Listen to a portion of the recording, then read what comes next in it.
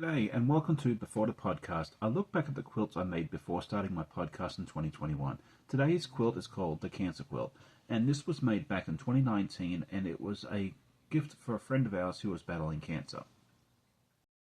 I had bought the panel with all the Cancer Can't words on it at the Mid-Atlantic Quilt Festival earlier in 2019, figuring I'd find a use for it at some point. Little did I know that I'd actually put it together just a couple months later. Anyway, it came with a pattern, but it wasn't really my cup of tea, so I figured I'd go out on my own and make my own pattern up, and I used my good friend Microsoft Excel to make a nice little pattern. So I went over to the fabric store, picked out two or three of each color, and put it all together and made this design here, and I think it turned out really nicely. And the joy about this too is it came together super quickly.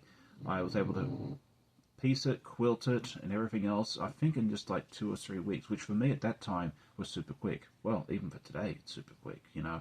So, but that's the story behind this quilt. The lessons I learned from it is that I believe using digital technology to help design, look at colors and that sort of thing now is great. There's so many different programs out there. I tend to use Microsoft Excel or Google Sheets. It works out well for that sort of thing now.